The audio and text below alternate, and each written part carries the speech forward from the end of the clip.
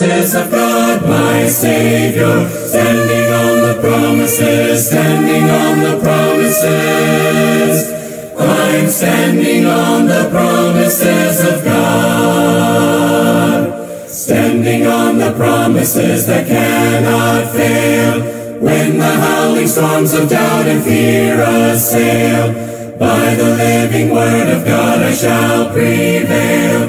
Standing on the promises of God, standing on the promises of Christ my King. Through eternal ages let His praises ring. Glory in the highest I will shout and sing.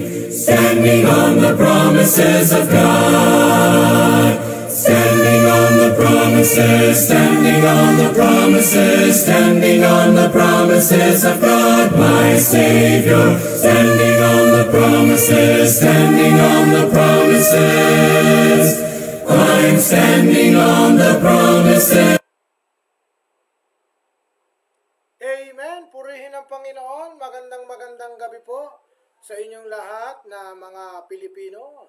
At salamat sa Panginoon at tayo po muli ay magkakasama mula po rito sa ating live na pagbo-broadcast. At saan man kayo naroon, anumang ang inyong ginagawa ay datnang kayo ng salita ng Diyos na nasa mabuting kalagayan. Amen. Kaya po binabati po natin ang lahat ng ating mga kaibigan sa gawain ng Panginoon at salamat po sa katatapos po nating gawain kanina. Ang ating Sunday service. Salamat sa lahat ng mga kapatid na dumalo at nagpasalamat tayo sa ating Panginoon. Ang mga kapatid po natin sa Jesus Christ, Thy Kingdom Come Church. Salamat po at kasama po namin kayo sa ating pagpupuri at pagpapasalamat sa Diyos at sa ating mga gawain sa pagpapalaganap ng mabuting balita. At salamat at patuloy nating ipanalangin ang ating misyon at ang ating mga isasagawang pangangaral sa iba't ibang bahagi ng Pilipinas para sa pagpapalaganap ng mabuting balita. Kaya po binabati natin ang lahat ng ating mga kapatid, saan man kayo naroon sa Amerika. Binabati natin ang lahat ng ating mga kapatid diyan ay patuloy na magpalakasan po tayo sa pag-aaral ng mabuting balita. So binabati natin ang aking kapatid, si Ate Teresita, si Chaplain Ruben Ubasa. Hello sa Amerika. Good morning sa inyo sa Amerika dyan, anumang oras dyan. Sa Canada ay binabati natin ang lahat ng ating mga kapatid. At sa Amerika, balikan natin si Mentor Gary at si Brother Rudy Estacio. At dyan po si Pastor Tom Bamba. Salamat at kasama namin kayo. At dalangin natin maging sa Canada, dyan si Sister Edith at si Sister Hart at maging si Dr. Bruan at ang ating mga kapatid dyan, ang Sister Ninette Moray Cortez family. At salamat sa Panginoon at binabati natin ang mga taga-Europe, lalo na dyan sa France, ang mga kapatid po natin dyan sa Switzerland. At dyan po sa Japan, si Sister Des at si Sister Luna. Salamat sa Panginoon, maging si Annie. At dito sa Asia, sa Singapore, Malaysia, Cambodia, at sa Pilipinas, ay binabati natin ang lahat ng ating mga kababayan. Dyan po sa Cabagan, sa Isabela, sa Santiago, Isabela, dyan sa Tumawili, at dyan po sa Victoria, Tarlac, yung mga kaibigan nating pastor dyan. Hello! At ang ating mga kaibigan dyan sa Pampanga, sa Tarlac, at dyan po sa La Union, at dyan po sa Olongapo po, dyan sa Bulacan. At sa Bisaya, sa mga taga Bacolod, Bohol, sa Leyte, at sa Cebu, dyan po sa Bantayan Island, dyan sa Lapu-Lapu, sa Mandaue, at sa Mindanao, sa Davao, sa Jensan, sa Sarangani, sa Butuan, binabati natin ang ating mga mahal sa buhay dyan. Maging dyan sa Tandag, sa Surigao. Hello! Magandang gabi po sa inyong lahat. At salamat sa Panginoon at kayo po ay nakakasama po natin mula po dito sa ating live na pagbo-broadcast. Mula po dito sa Pilipinas, sa Quezon City. Na po, live po tayo ngayon. Kaya sa mga may tanong, sa mga may comment, ay magpadala po kayo ng inyong mga reaction, comment. Live tayo ngayon sa Kingdom New Life TV or KNL TV, Global Broadcast Live. At salamat at ang ating pong ating pag-aaralan ngayon, mga minamahal na kapatid, ay ang ating pag-aaralan ay Government o God over Man. So mahalaga mga minamahal na kapatid sa Panginoon, alam naman natin na bilang mga mamamayan ay kailangan ay tayo ay magpasakop, sa mga namiminuno sa atin. Naalala natin, nagsabi sa Romans chapter 13 verse 1, pasakop tayo sa mga namiminuno sa atin, sapagkat sila rin naman ay mga ministro na inilagay ng ating Panginoon bilang mga katiwala.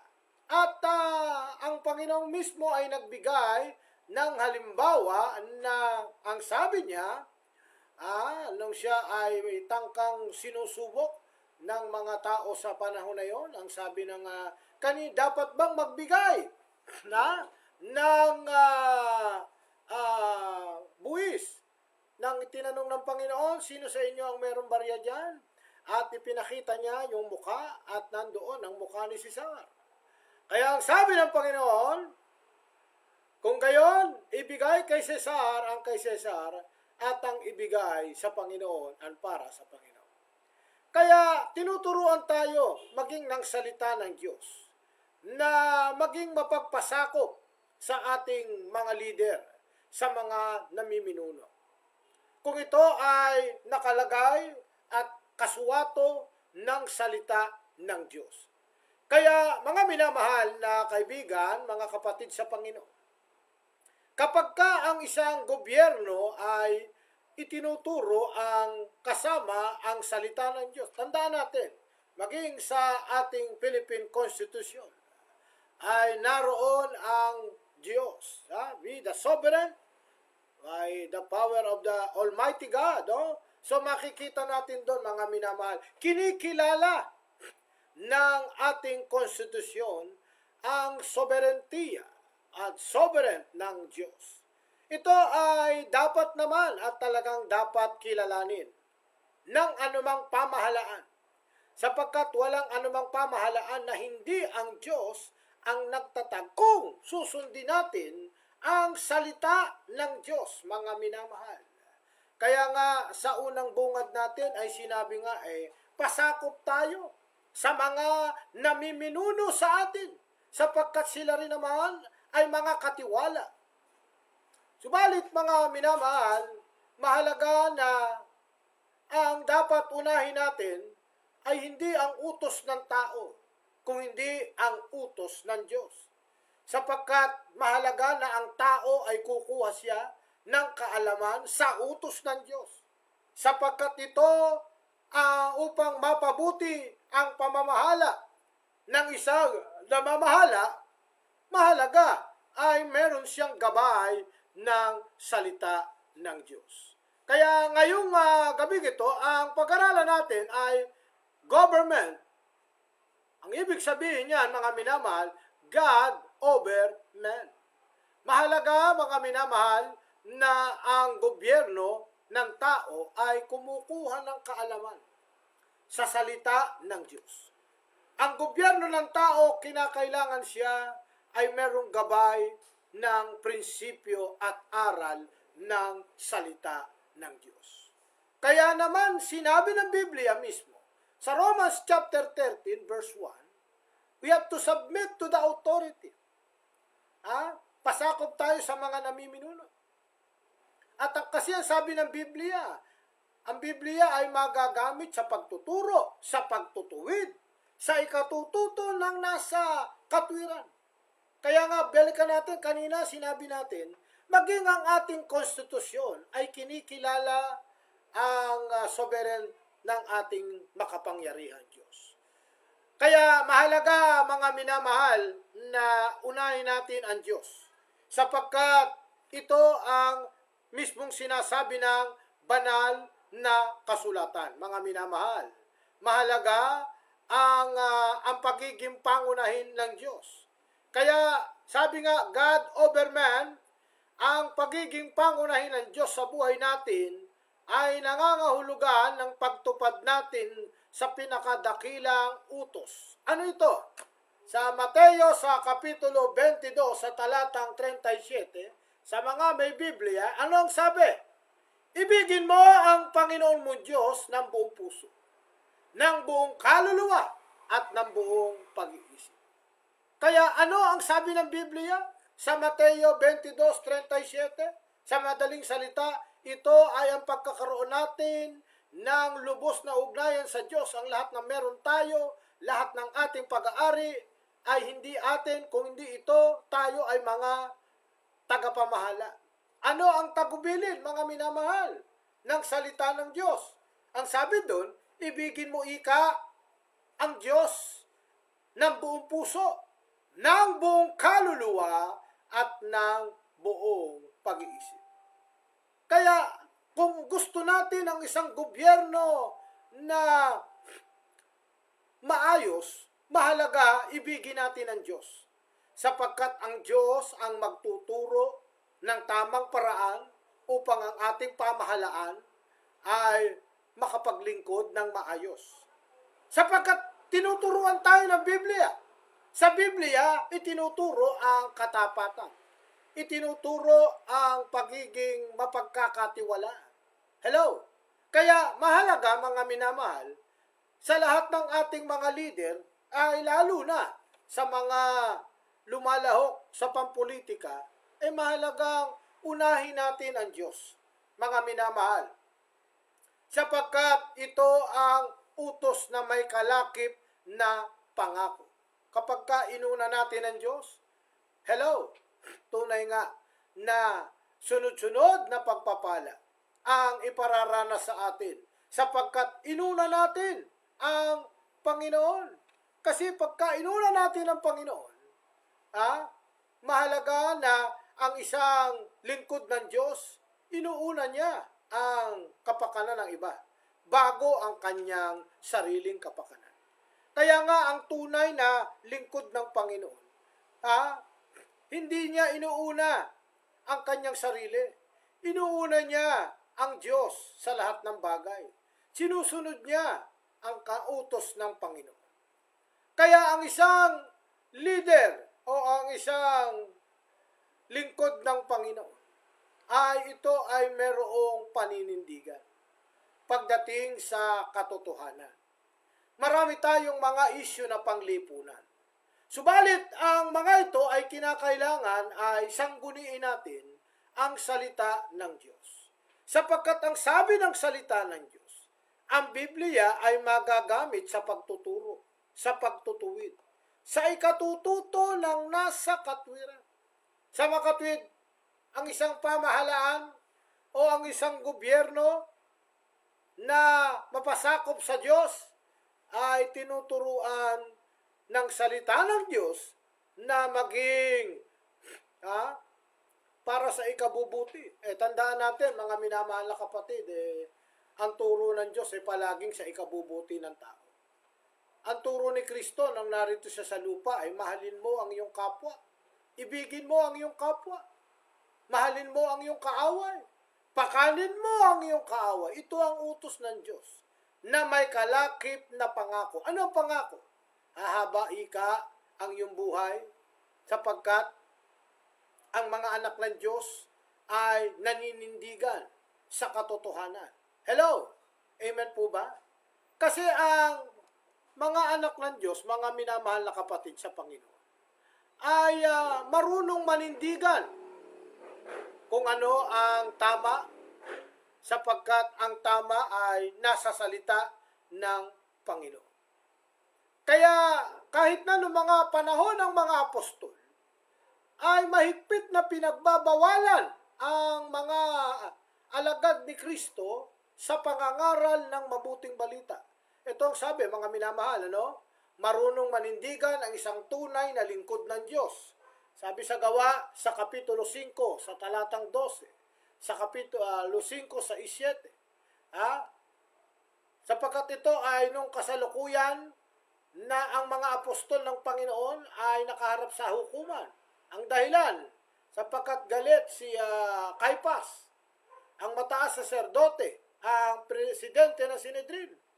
Anong sabi ng salita ng Diyos, mga minamahal, sa mga pagkakataong ito? Kasi po ang mga alagad noong panahon na yun, ay ang sabi nga, basahin natin muna sa Gawa 5:28. Anong sabi ng ni Caiphas? Mahigpit namin kayong pinagbabawalan magturo tungkol sa pangalang ito. Kaninong ito? Sa pangalan ni Jesus. Hindi man lang nabanggit ng galit na sa presidente ang pangalan ni Jesus. Pinagbabawalan daw nila na mangaral ang mga alagad sa pangalan ni Jesus. Di ba? Tuloy natin ang sabi sa Gawa 5:28. Pinapalaganap ninyo sa buong Jerusalem ang turo ninyo. Turo ng ating Panginoon. Gusto talaga ninyong isisipa sa amin ang pagkamatay ng taong ito. Ng Kristo na tinutukoy. Malinaw ang ibig sabihin ni Caiphas ng panahon na ito.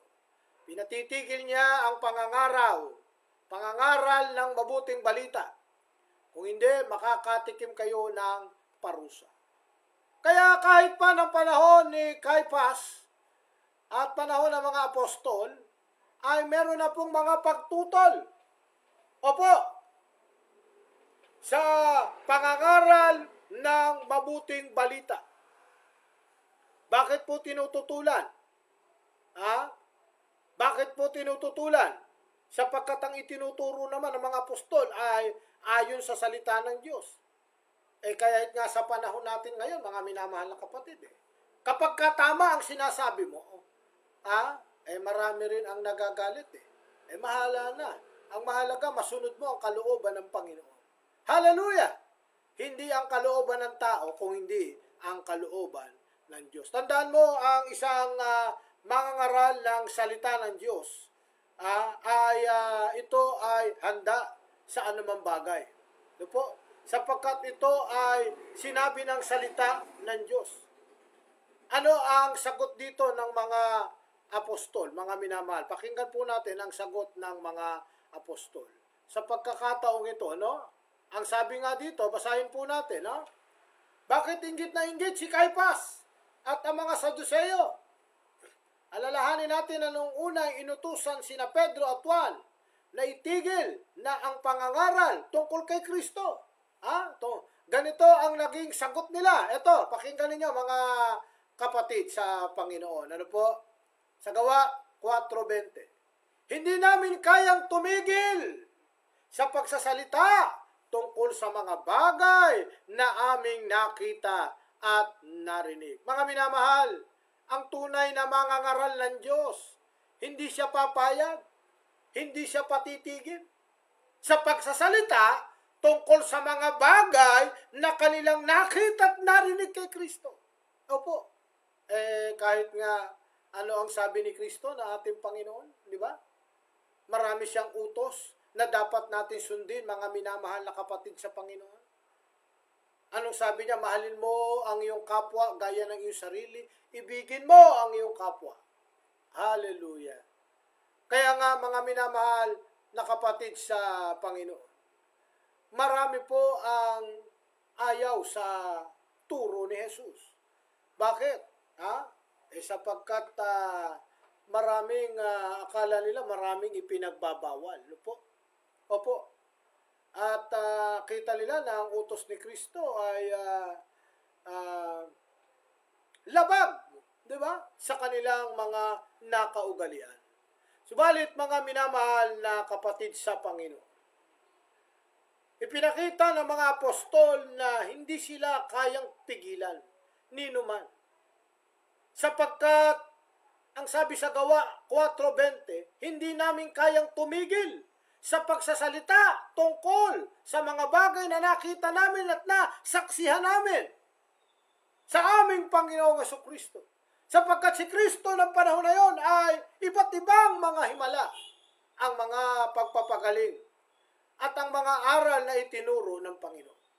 Kaya kung mahal natin ang Panginoon, pagkatapos natin siyang tanggapin bilang Panginoon at tagapagligtas ng ating buhay.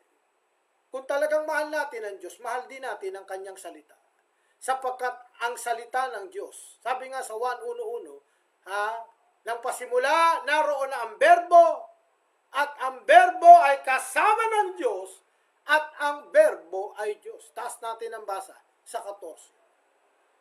At nagkatawan tao ang salita, at namuhay sa atin. Subalit mga minamahal, ang pinakamalungkot na bagay ay hindi tinanggap ang Kristo. Hindi kinilala ang Kristo. Mula pa man sa kanyang pagkabata, wala pa siya, hindi pa siya na isisilang ni Maria.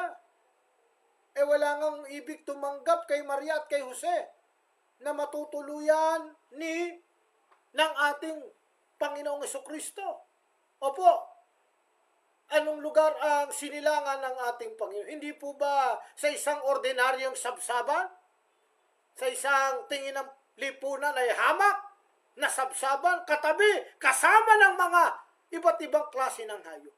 Subalit tandaan natin, kahit na doon isinilang ang ating Panginoon, merong tala at may mga anghel na nagbabantay sa panahon na yun.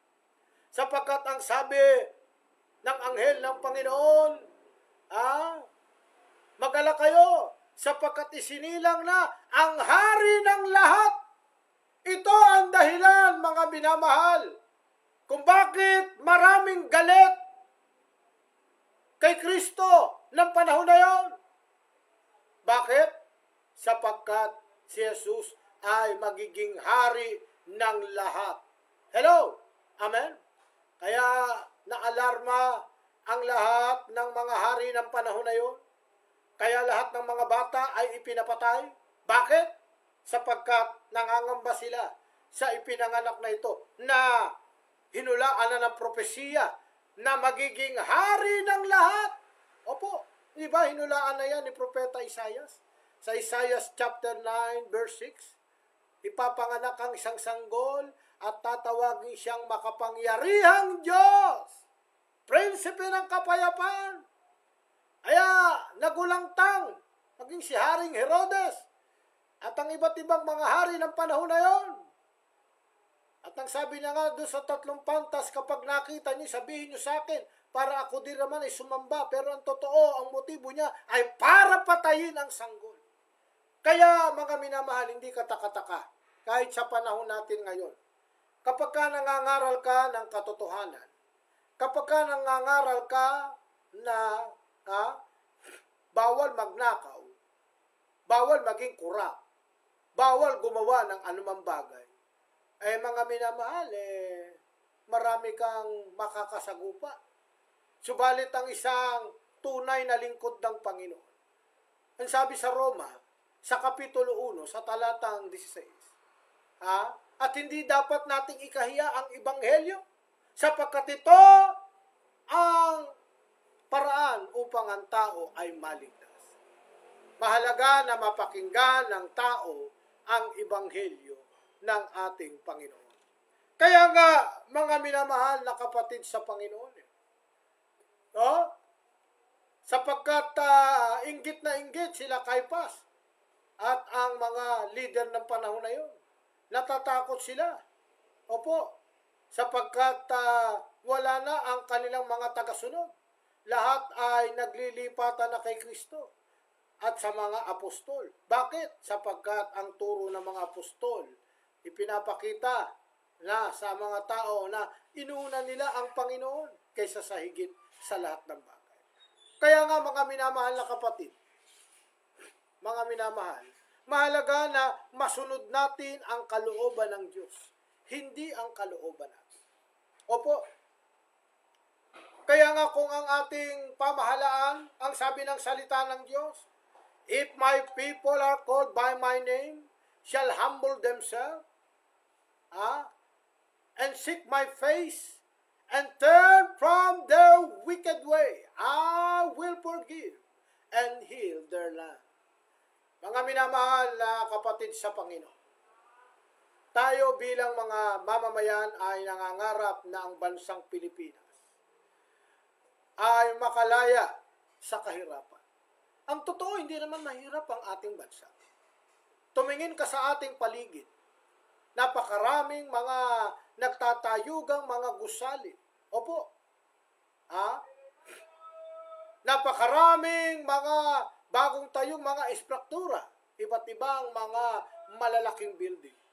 Subalit mga minamahal, mahalaga na kung ang ating mga leader ay magiging tapat, lalo pang magiging maganda ang pamumuhay dito sa Pilipinas.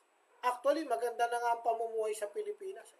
Pero mas lalong gaganda kung maranasan ng taong bayan ang makadiyos na pamamaraan ng pamumuno sa ating bayan. Mga kapatid, hindi po ito labanan sa politika, mga minamahal. Hindi mahalaga kung ikaw ay pula, ikaw ay dilaw, ikaw ay green, ikaw ay orange. Ang mahalaga, tayo'y mga Pilipino. Ang sabi ng salita ng Diyos, mga minamahal, mga kaibigan kayo sa isa't isa, sapagkat makikilala na kayo'y mga lingkod ko kung meron kayong pag-ibig sa isa't isa. Kaya yung pag-ibig ang susi ng lahat. Kaya kapag ang isang tao o ang isang gobyerno na may pagmamalasakit, inuuna niya ang kapakanan ng iba kaysa sa kanyang sarili. Di ba ang sabi ng salita ng Diyos? Pagka inuna natin ng Diyos, uunahin din niya tayo. Kaya nga dapat din sa ating mga leader, unahin natin ang kapakanan ng bayan. Opo, kapakanan ng bayan ang ating unahin. Huwag tayong magtalo-talo, huwag tayong magkanya-kanya, huwag tayong magkagatan. Sapagkat kapag tayo ay nagkagatan, mauubos tayo, mga minamahal na kapatid. Ang solusyon ang dapat gawin natin. Maraming problemang kinakaharap ang ating bayan. Maraming mga iba't ibang mga, katulad niyan. Pag pumunta ka dyan sa Benguet, pag pumunta ka dyan sa Baguio, napakamura lang naman ang mga produkto dyan. Opo. Bumili ka ng mga carrots dyan, bumili ka ng mga ano dyan, repolyo. Alam nyo ba, napakamura dyan? Bakit pagdating sa Metro Manila, nag-iiba na ang presyo? Hello? Kaya ako kung if I may suggest to the President of the Republic of the Philippines, His Excellency, President Bongbong Marcos, abay, gamitin na natin yung mga sasakyan ng Philippine Military, para kunin yung mga gulay doon. Opo. O ang helicopter, gamitin na natin yan.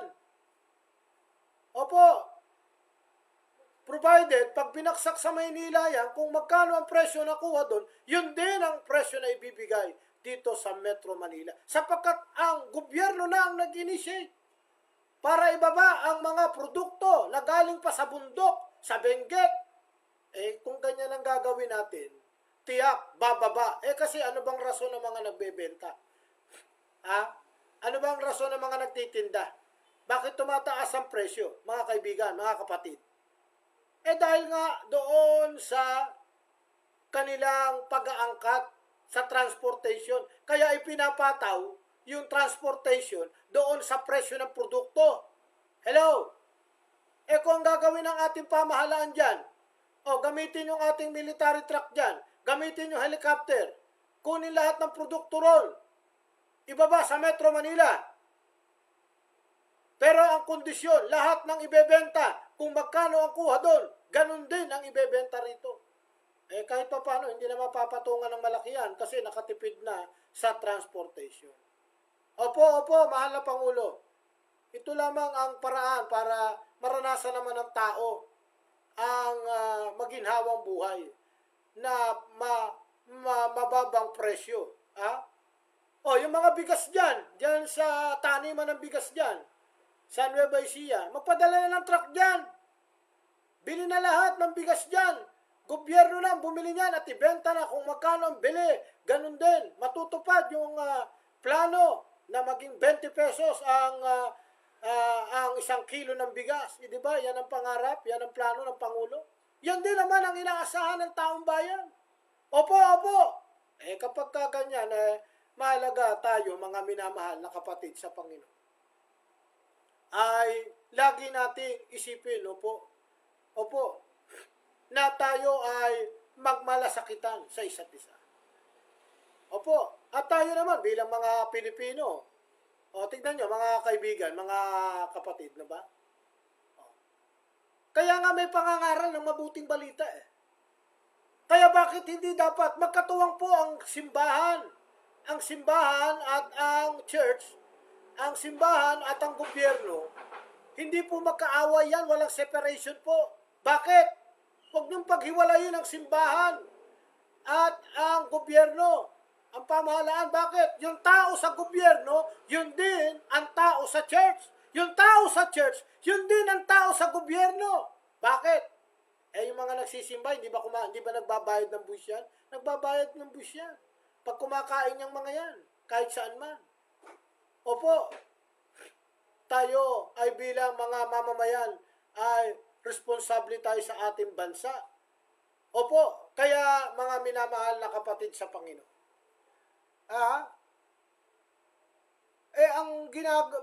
Ang pinagbabatayan naman ng mga mangangaral ay ang Biblia. Na ang Biblia, diyan kinuha ang konstitusyon. Kahit sa hukuman, saan na tayo sumusumpa? Hindi ba sa Biblia? Sapagkat ito ay kinikilala at ginagalang na banal na aklat ang salita ng Diyos. Kaya mga minamahal na mga kapatid sa Panginoon. Opo. Hindi natin kalaban ang Kristo. Kahit na nung panahon nila Caiaphas, kala nila threat sa kanila si Kristo Hindi. Tinuturo lamang ng ating Panginoon ang dapat gawin, ang dapat na maging pamumuhay ng isang lingkod ng Panginoon, ang isang tao, upang maging gabay sa kanilang pagtuturo, upang maging gabay kung paanong mamuhay ng ayon sa salita ng Panginoon. Alam niyo, dalawang bagay lang ang maaaring ang Pilipino ay maging masaya. Pagka bumaba ang presyo ng kuryente at presyo ng gasolina, tiyak, masaya ang maraming mga Pilipino. Sapagkat ito ang kailangan natin, mahal na Pangulo. Ito ang dapat na pagkukulan natin ng pansin. Hindi yung problema ng mga tao, hindi yung mga puro personalidad. Walang mangyayari sa bayan natin. Bahala ka na tama ang ginagawa mo, mahal na Pangulo. Hindi na kailangan pampansinin yung mga bagay na ganyan. Kung hindi dapat tayo ay magtuloy-tuloy sa pag-asenso, sa pagsulong ng ating bayan. Kasi ang kalaban natin, hindi naman kapwa nyo politiko. Sapagkat tiyak, kahit ayaw nyong makita ang isang tao, tiyak makikita mo pa rin yan dahil nasa Pilipinas tayo. Amen? Ano ang ating kalaban? Ang kalaban po natin dito, mga minamahal na kapatid, ay ang kahirapan. Sapagkat ang kahirapan ang dapat masolusyonan. Sapagkat marami dapat mga trabaho, maraming mga pabrika dito sa ating bansa, maraming mga namumuhunan. Opo. At maraming mga oportunidad upang ang ating mga kababayan ay maraming trabaho. Kaya yung nating mga kababayan, nakakalungkot man, naglalayasan na sa ating bansa yung iba Nagtatrabaho na sa ibang bansa. Hindi naman masama yan. Dahil sa ikabubuhay ng kanilang pamilya. Pero yung skill nila, dapat dito natin napapakinabangan sa ating bayan. Opo. Meron tayong mga Filipino Inventor Society. Marami mga naka-invento dyan. Ba't hindi natin bigyan ng pagkakataon yung mga yan? Upang ang kanilang mga imbensyon. May mga kabataan ngayon, dyan sa Philippine National Science High School. Marami mga invento, mga kabataan ngayon. Di ba? Dapat binibigyan ng pagkakataon yan. Opo. May mga Pilipino tayong naka-invento Na kahit tubig lang pwede nang gawing gasolina Hello? Meron lang pamamaraan eh. Hindi ba? Yung mga bagay na yan ang dapat pinag-uukulan. Yung produksyon ng ating palay, may mga naka-invento rin ha. Isang taniman lang, 3 ang harvest eh. Maraming mga pananim dyan. May mga pananim nga na kahit sa tubig lang, tumutubo na ang gulay eh. Marami pong pamamaraan. Opo, kaya mga minamahal na kapatid sa Panginoon, dapat hingilingin natin ang gabay ng Diyos sa ating mga ibig. Sapagkat ito ang ibig ng Diyos, mga minamahal. God is sovereign. You know, kung anong ating bayan, gaya nga ng sinabi ng salita ng Diyos, lalapit tayo sa Diyos. Yun ang dahilan, pagpapalain niya tayo. Higit pa sa ating iniisip. Higit pa sa ating inaakala. Hallelujah. Walang magiging mahirap na Pilipino. Hindi naman masyadong mahirap. Ang ayaw lang natin, ang hindi lang maganda, dapat wala nang namamalimos dyan sa EDSA. Hindi man mayaman, pero may sariling bahay, may sariling tirahan, may pagkakakitaan. Pagkaganon, nabumuhay na marangal ang isang Pilipino. Mga minamahal na kapatid sa Panginoon. Kaya nga, mga minamahal, sawa na ang tao sa kahirapan Sawa na ang tao. Hindi naman kailangan maging mayaman na mayaman Mahalaga lang, nakakakain sila ng wasto, nakakapag-aral, di ba? Ang mga kanilang mga anak, nakakapagtrabaho ng marangal, at nakakakilos ng malaya sa ating bansa. Kaya mga minamahal na kapatid sa Panginoon, mahalaga na ang ating dapat unahin natin ang Diyos sa lahat ng bagay. Sabi ng salita ng Diyos, but seek ye first the kingdom of God and His righteousness, and all these things shall be added unto you. Na tayo bilang mga tao ay mahalaga, unahin natin palagi ang Panginoon. Pagkat ibig ng Diyos, mga minamahal, na tayo ay pagyamanin sa lahat ng bagay. Kaya nga, mga minamahal, ang bayan natin, ang Pilipinas, ay pinili, tinawag, sapagkat sabi nga, ang Pilipinas, ay merong plano ang Panginoon. Sapagkat ang sabi ng Panginoon, kung ating lalapitan siya, mananalangin tayo. Mga minamahal, may pangako ang Diyos. Hallelujah.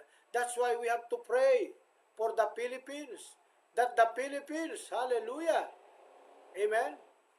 Sapagkat ang sabi ng salita ng Diyos, mga minamahal na kapatid sa Panginoon, ano ang sabi ng salita ng Diyos, mga minamahal? Sa awit, sa kapitulo 33 verse 12, anong sabi ng Biblia? Mga minamahal na kapatid sa Panginoon. Ito, pakinggan ninyo ang sabi ng Biblia. Ang sabi ng Biblia, blessed is the nation whose God is the Lord, the people He chose for His inheritance. Hallelujah. Anong sabi sa Tagalog niyan? Sa awit, sa kapitulo 33, sa talatang 12, mapalad ika ang bansa na ang kanyang Diyos ay ang Panginoon. Opo, mga kababayan, mga leader ng ating pamahalaan, kung nais ninyong maglingkod tayo ng tapat, maglingkod tayo ng may takot sa Diyos, maglingkod tayo na ipanalangin natin ang ating bansa na maging maayos ang ating bayang minamahal. We have to pray for the Philippines. That the Philippines, ang Pilipinas ay napakayaman. Napakayaman sa yaman. Kung ang bayang ito uunahin ng Diyos, kung ang bayang ito ay mananalangin, tingnan nyo ang pagpapala ng Panginoon. Pagpapalain tayo hanggang sa ating kaapu-apuhan. Pagpapalain ang bansang ito na kumikilala sa Diyos. Kaya hindi natin mapipigilan ang pangangaral Sapagkat ang pangangaral, ang direksyon na ito, ay katuwang ng pamahalaan. Ang direksyon ng pangangaral ay upang malesen. O, di ba? Pagka nangangaral ang isang pastor, ang isang mangangaral, nababawasan ang trabaho ng pulis. Sapagkat nababago ang isip ng tao, nagkakaroon, sabi sa Romans chapter 12 verse 1, but be transformed by the renewing of your mind. Hello?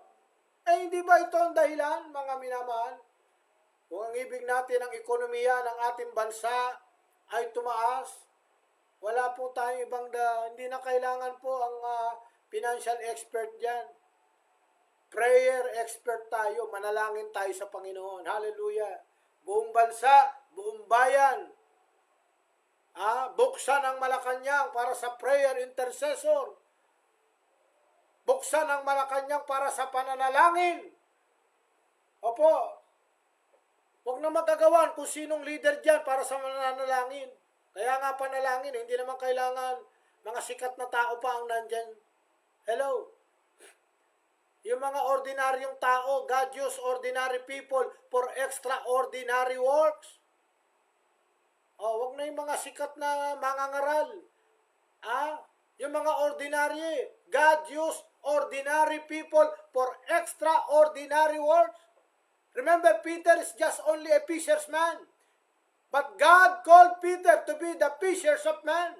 Dati, isda ang kanyang hinuhuli. Pero nung tinawag siya ng Panginoon, hindi na isda ang kanyang hinuhuli. Ang mga kaluluwa na uhaw sa Panginoon. Opo. Nandyan ang Luneta. Nandyan ang PICC. Nandyan ang Quezon Memorial Circle. At iba't ibang mga liwasan sa bawat probinsya. Opo. Mag-gather dyan ng prayer and fasting. National Day of Prayer and Fasting. Nationwide, mula Luzon, Visayas at Mindanao. Maniwala po kayo, mahal na Pangulo. May darating na pagpapala sa ating bansa. May darating na kasaganahan sa ating bayan. Pagka ginawa natin yan, opo. National Day of Prayer. Opo. Wala nang mga kilalang magpipreach dyan. Manalangin. Doon. Sa bulwagan. Hello. Huwag na tayong magpatayo dyan kung sino-sinong mga personality na great evangelist. Hindi po. Wala pong great evangelist. Jesus is the only one. Hallelujah. Ginagamit lamang tayo, mga minamahal. Kaya nga kapag ka nananalangin, panalangin. Opo. Diba?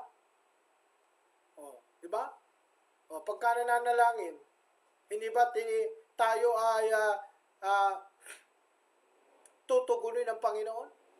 Ang sabi niya hindi naman sinungaling ang Diyos Ang sabi ng Panginoon, kung ang aking bayan tatawagin ang aking pangalan, magpapakumbaba. Hallelujah. Ano ang sabi ng Panginoon, mga minamahal? Diringgin ko ang kanyang mga dalangin at pagpapalain ko. Bakit? Kasi sinabi ng Diyos ito, mga minamahal. Kapag ka ang Diyos ang nagsabi, tinitiyak ng salita ng Diyos na ito ay magaganap, ito ay mangyayari ayon sa kanyang kalooban. Sapagkat ibig ng Diyos, mga minamahal, sabi ng kanyang mga salita, huwag kayong mabalisa sa anumang bagay. Sa halip ay dasalin natin ang lahat ng ating mga pangangailangan. At ang di malirip na kapayapaan ng Diyos ang mag-iingat sa ating puso. Sa wakas, dapat maging laman ng ating isip ay ang mga bagay na totoo, marangal, kaibig-ibig. Isagawa natin ang lahat ng ating natutunan at gaya ng sinabi ng Panginoon. Tandaan ninyo, sasamahan ko kayo hanggang sa dulo ng daigdig. Ito, mga minamahal na kapatid. Kaya, mga minamahal, ang bayan natin na pinili ng Panginoon, ang bayan na tinawag sa pangalan ng Diyos, hallelujah, ay hindi tayo pababayaan ng Panginoon. Amen? Kasi ang pangako ng Panginoon yan Pangako niya yan. Kaya wala na po akong ibang nakikitang paraan. Marami ng ibang paraan na sinubukan ng tao. Pero lahat ng paraan ng tao ay baliwalang. Kaya yung paraan ng Diyos. That's why sinabi ng Panginoon, Thy kingdom come, Thy will be done. Make us the government, that means to say, God over men. Ang Diyos ang dapat manguna sa bayang ito. Hello? Amen? Oh. Manalangin dyan sa Malacanang, manalangin sa lahat ng department, sa lahat ng mga department office, sa DPWH, oh. Sa DOH, sa lahat ng mga departamento, sa PNP, sa maging dyan sa Camp Aguinaldo, sa Camp Crame, ay dapat manalangin, mga minamahal na kapatid sa Panginoon. Sa lahat ng mga government establishment, ay magkaroon tayo ng panalangin. At maniwala po kayo, mahal na Pangulo, may mangyayaring himala. Hallelujah! Bakit? Kasi tumatawag tayo sa Diyos. Hello? Pag tumawag tayo sa Diyos, diringgin ng Diyos ang lahat ng ating mga dalangin.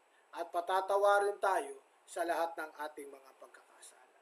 Kaya nga, mga minamahal na kapatid sa Panginoon, ang bayan natin bilang pinili ng Panginoon, sabi ng salita ng Diyos, hanapin muna natin ang kanyang kaharian at ang kanyang katwiran. At ang lahat ng mga bagay na ito ay idaragdag sa atin ng Panginoon. Sabi ng Panginoon, ba? Kasi ang Diyos ay hindi kailanman marunong magsinungaling. Sapagkat ang bayan natin, bayang pinili, bayang minamahal ng Panginoon. Kaya kapag inuna natin ang Panginoon, mga minamahal, sabi ng salita ng Diyos, uunahin ang ating mga pangangailangan. At ang sabi ng Panginoon, hallelujah, mga minamahal, kung ang bawat Pilipino ay mananalangin, tayo ay diringgin ng ating Diyos, patatawarin tayo sa lahat ng ating mga pagkakasala. Sapagkat mahal natin ang ating bayan, manalangin tayo para sa ating bayan. Amen? Hallelujah!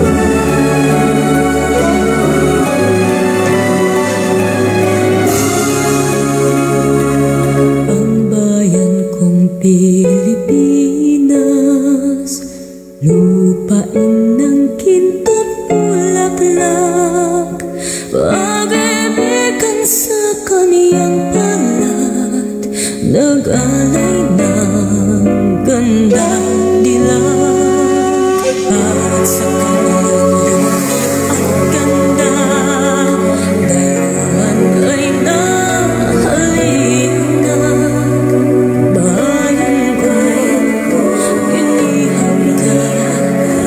Sa puso,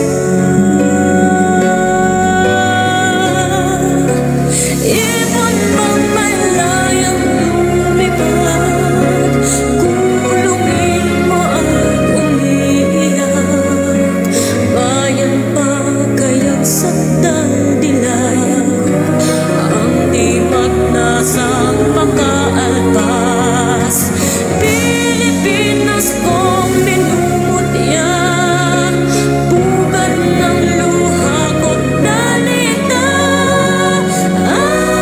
aking adhika, makita kang sagdalaya.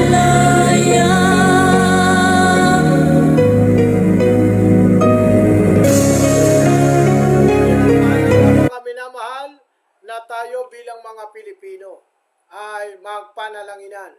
Ipanalangin natin ang sunod-sunod na pagtatagumpay. Ipanalangin natin ang ating bansa. Kaya ngayong gabing ito ay ipanalangin natin ang bawat department ng ating bayan.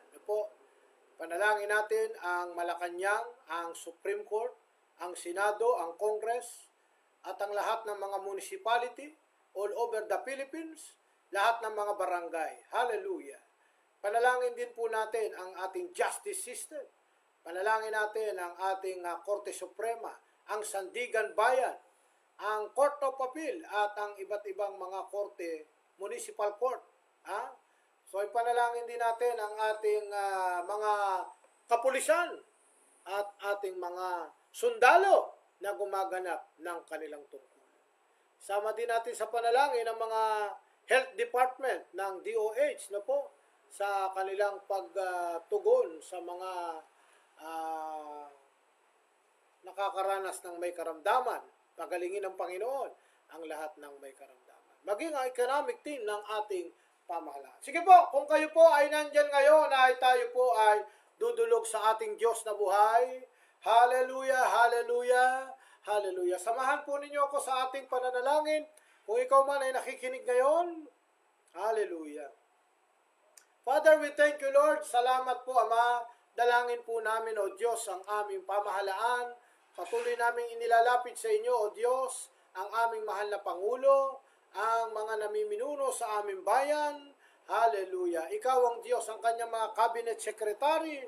Lord, lalo na po sa Department of Energy na makapag-isip ng isang paraan upang mapababa ang mga presyo ng kuryente at ng enerhiya.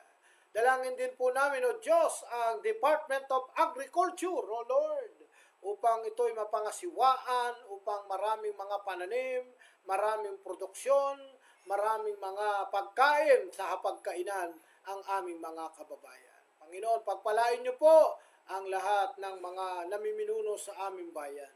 Salamat po, Diyos, at patuloy namin nilalapit sa iyo, Ama, at iba't ibang department ng aming pamahalaan, at sa pangangasiwa ng kapayapaan at ng kaayusan. Panginoon, dalangin din po namin ang aming Senado. Patuloy na ikaw ang manguna sa mga congressman, sa House of Representatives, sa Senate of the Philippines, O God. Lord, ilagay mo po sa kanilang isip, O God, na iniluluklok sila ng bayan upang maranasan ng taong bayan ang mabuhay ng masagana. Lord, lalo na po, tutukan ang ating pagkain, tutukan ang mga bilihin sa ating pamahalaan. Maraming salamat po, Lord. Dalangin din po namin ang lahat ng mga mayor ng bawat munisipyo, Lord, ang mga governor, hallelujah, maging ang mga barangay chairman, Panginoon, patuloy na pangunahan mo po, maging ang aming mga congressman, Lord, ang mga senador ng aming bayan. Panginoon, dalangin namin maging ang aming ang mga persecutor, ang mga judge, ang mga abogado, ang aming Sandigan Bayan, ang aming Court of Appeal, at ang lalo na ang aming Korte Suprema. Panginoon, pangisiwaan mo po, pangunahan mo po, maging ang aming ang Camp Crame, Lord, ang mga kapulisan, ang PNP, ang Philippine National Police, Lord, maging ang Camp Aguinaldo, ang Philippine Military Academy. Lord, salamat po. Pagpalain niyo po, O Diyos. Hallelujah! Ang aming bansa ang pinili at hinirang before the foundation of this world. Hallelujah! Panginoon, dinadalangin din namin, O Diyos, ang mga economic team ng aming pamahalaan. Hallelujah! At dinasama rin namin sa panalangin ang lahat ng mga churches, ang mga pastor, ang mga manggagawa, na nagdadala ng iyong mabuting balita. Lord, patuloy na ikaw ang Diyos na manguna sa kanilang bayan. Panginoon, salamat po sapagkat tunay nga may pangako ka na hindi mo kami iwan, hindi mo kami pababayaan, gaya ng sinabi mo, Panginoon, hallelujah, kung ang bayang ito'y lalapit sa iyo, mananalangin, diringgin mo, hallelujah, sapagkat ikaw, O Diyos, hallelujah, at patatawarin ang lahat ng aming mga pagkakasala. Panginoon, dalangin po namin, patuloy na ikaw, O Diyos, ang manguna sa mga pinuno ng aming bayan. Lord, hilumin mo po ang mga pangyayari sa aming bayan, sapagkat mahalaga, O Diyos, na ikaw, O Panginoon, ang manguna sa aming bayan, sapagkat ito ang kalooban mo, O Diyos, upang ang aming bayan ay magtamasa ng mabuhay, ng masagana, ayon sa iyong kalooban. Hallelujah, sapagkat ito ang ibig mo, Panginoon. Hallelujah. We are praying, O God, that the Philippines is for Jesus. Hallelujah. Thank you, Father. Thank you, Lord. In Jesus' mighty name we pray. Heal me, O Lord, and I will be healed. Save me, and I will be saved. Heal me, O Lord, and I will be healed. For you are the one I praise. You are the one I praise. Sing it with me. Heal me, O Lord, and I will be healed. Save me, and I will be saved. Oh, heal me, O Lord, and I will be healed. For you are the one I praise. You are the one I praise. Jeremiah 17:14 says, Heal me, O Lord, and I will be healed. Save me, and I will be saved, for you are my praise. Nobody would doubt if Jesus touched you at this moment that you would be healed. You know, the same power is inherent in God's word. When his word touches you, it brings healing. His word will not return void, but it will accomplish the purpose for which it's sent. He sent his word and healed us. Let's sing it back to him and let his healing come as we sing it. Heal me, Lord. Heal me, O Lord, and I will be healed. Save me, and I will be saved. Oh, heal me, O Lord, and I will be healed. For you are the one I praise. You are the one I praise. You are the one I praise. Amen. Purihin natin ang Panginoon at dalangin natin na patuloy na hilumin ng Diyos ang ating bayan. At sa ating pong pagwawakas, sayaan po natin na tayo po ay dumako muli sa panalangin. Father, we thank you, Lord. Salamat po sa mga sumubaybay. Salamat sa mga kapatid na nakatune in sa ating Kingdom New Life TV broadcast. At patuloy naming, O Diyos, kinikilala ang iyong kapangyarihan at ang iyong kadakilaan sa buhay ng bawat isa. Salamat po, Ama. Sa pangalan ni Jesus, ang lahat ay magsabi ng Amen. Purihin ang Panginoon, pansamantala muna tayo magpapaalam, mga minamahal na kapatid sa Panginoon, at bukas ay makita-kita po tayo muli. At sa ating pong mga programa araw-araw sa pangangaral ng mabuting balita. Opo, ito po ang inyong abang lingkod kay Kristo, Bishop Sherwin Cirano, at sa mga nais po na maging kabahagi ng ating ministry, sa mga gustong tumulong, at maging pagpapala, at tayo po ay nagmimisyon sa iba't ibang panig ng Pilipinas at tumutulong na hindi lamang po sa pangangaral, holistic approach sa ating pong tulong kawang-gawa, lalo na po sa ating pong pangangaral ng mabuting balita. Nandyan po sa inyong screen kung paano po kayo magiging kabahagi ng ating gawain sa ating pong pagpapalaganap ng mabuting balita. Ang ating pong GCash number ay nandiyan po, 0995-7744-985. Ang ating pong GCash, ulitin ko po, 0995-7744-985. Salamat po mga minamahal na kababayan, at salamat po sa inyo pong pagsama, at muli po ay makita-kita po tayo. Malayang Pilipinas, malaya ka na, sapagkat ang sabi ng salita ng Diyos ang mga nakipagkaisa kay Kristo ay isa ng bagong nilalang. Dahil ikaw ay malaya na ang mga na kay Kristo. Amen. Sapagkat ang mga tumawag sa Panginoon, sabi ng salita ng Diyos, hallelujah, ikaw ay pinalaya na mula sa karamdaman sapagkat magaling ka na, kapatid. Malaya ka na sapagkat ang salita ng Diyos, pinagaling ka na ayon sa iyong pananampalataya. Amen. Purihin ang Panginoon. Bye-bye. At magkita-kita po tayo muli sa ating susunod na